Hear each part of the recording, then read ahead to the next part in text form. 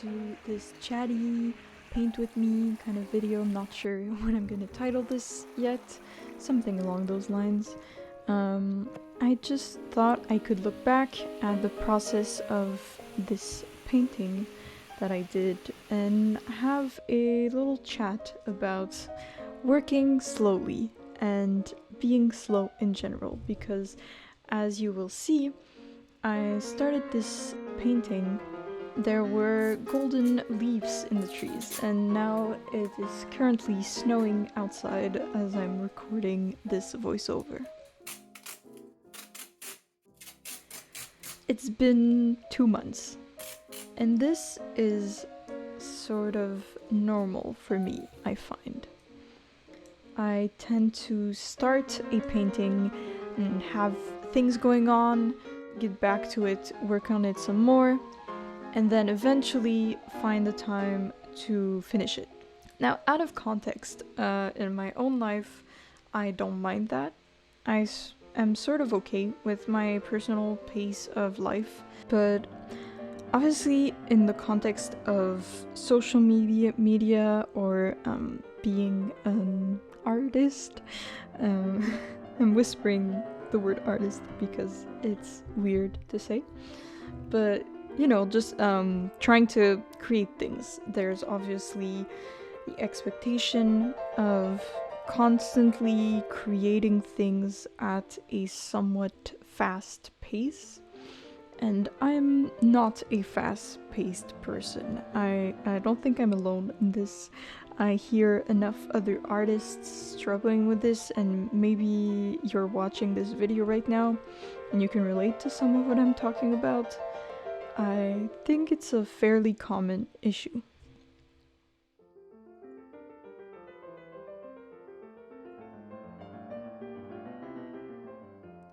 Now, when I started this painting, I decided to do a traditional painting, mostly because I've been doing a lot of digital painting recently, and as much as I love it, I wanted to challenge myself to do something a little more difficult for me.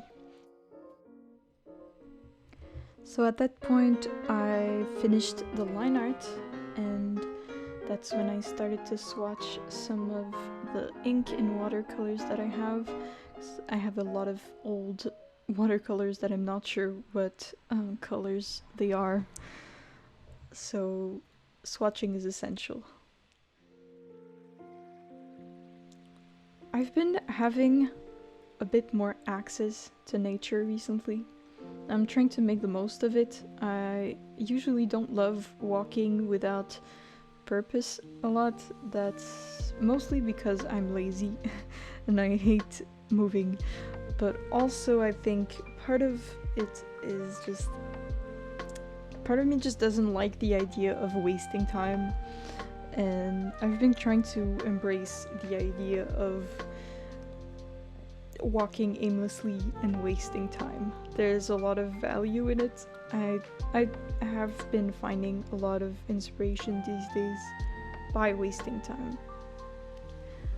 I am currently attempting to do an underpainting. I've been kind of inspired by other artists whose name I will put on screen because I can't remember all of them, but this sort of technique of laying down some very loose colors that will hopefully shine through the top layers.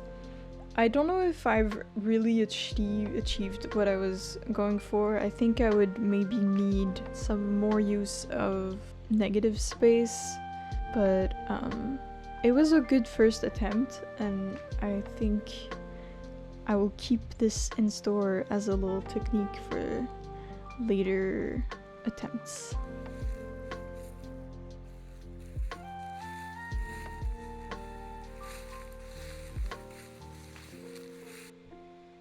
I was very glad to enjoy fall this year. It was a good year for Halloween. In the puddles. They're eating the papples. Oh, babies. One there, and they eat the papples. Three little papple eaters. Oh, look at the little cryptids. I just want imagine he gets on his hind legs. Look at this and then eye. he starts talking. His eyes are shiny. And he's like, "Hello, Emma." Is it the beast? Well, finally some good luck. Let's go to this creepy tavern and ask for some directions. I just love this tradition of watching Over the Garden Wall every Halloween. I don't think I will ever stop because I love this show so much. And this graveyard is my favorite graveyard. It's just beautiful. And here Cleo is socializing with some chicken. Cleo, tu fais peur. To translate what I said in the video, I said, Cleo, you are scary, because she's also scaring the chicken.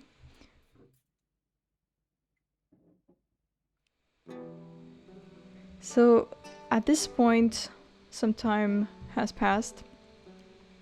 I reactivated the old watercolor and I started to put down some masking fluid.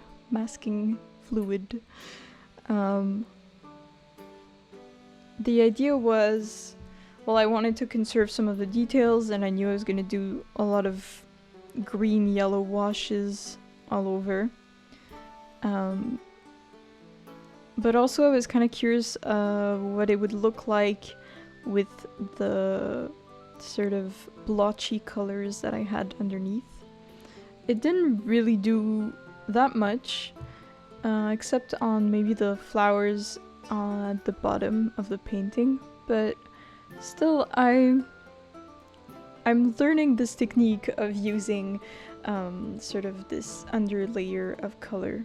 I think it was fun. It does kind of show through, as you can sort of see sort of like the red and the yellow, and it did influence the colors to shift in different directions, which was the intention.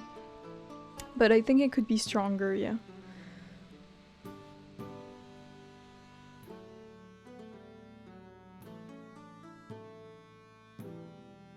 It's always scary when I start to put some darker tones in there and it really clashes with everything else, and you just have to have faith that it's gonna build up eventually and be a little bit more harmonious and less like a huge dark spot on your painting.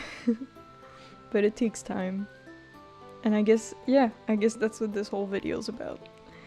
Because that's the thing also, is like, I've been finding that I like illustration, I like painting a lot, but mostly what I like about it, I think, is just the process of doing it is a sort of contemplative state that I put myself in, or this very focused state where I sort of lose myself into it. And that requires time. I can't be rushed if I want to really get in that sweet spot of just enough challenge, you know, of the work that I'm doing, while having the time and allowing myself to just flow with it and take as long as I need and pause when I need to reflect on what I'm doing.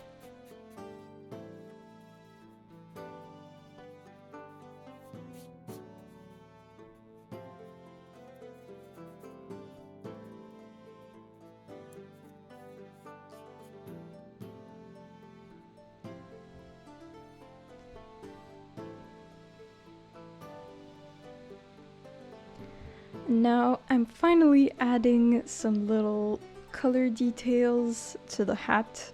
This is probably the funnest part of the whole painting, is just which hats in general are just very good hats, good quality hats.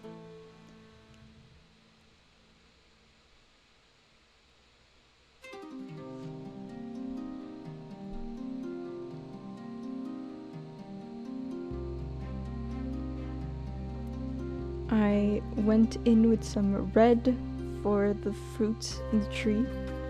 They could be apples. I don't think I was imagining them as apples when I drew them, but they do sort of look like apples, and I feel like the people I've shown this painting to refer to them as apples, and therefore I'm assuming most people will think that, but I liked that they look a bit jelly and maybe either like jewels or little jelly fruits in a tree. That was the idea, I think, but they could be apples. I won't stop you from deciding what they are. And then I sort of pushed the pink that was coming through some of the flowers, so I thought it was fun. Again, the contrast with the red, I think, just became kind of natural because of the overall very greenish yellow tone of the painting. And I'm very happy with it. I'm very happy with the result. It glows like I wanted it to, and I managed to peel the tape fairly cleanly. Did rip the paper in some places, but overall a very neat painting, and I surprised myself not messing up the whole painting because I haven't done traditional painting in a little while, so it's looking good.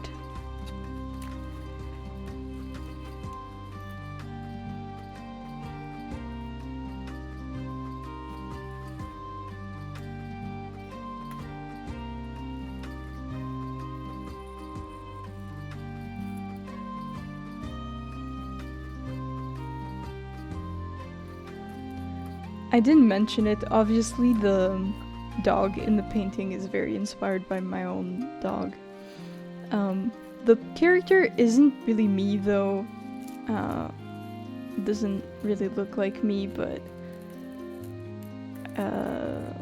you know, my dog is allowed to have other friends, so I'm gonna say that's the story.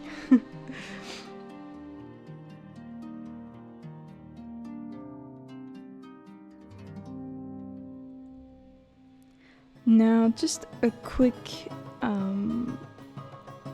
shop update I had recently. Very small shop update. I just added the stickers that I made for my pop-up shops this fall. Not all of them because some of them sold out, but all the other ones are there, so if you're interested you can go look at it. And so I guess the moral of the story today is I took my time, I was very slow, and I'm very glad that I was. Thank you for watching. Thank you to all the new people here. I've been having a lot of new people come on the channel. I hope you enjoyed this video, and I'll see you next time.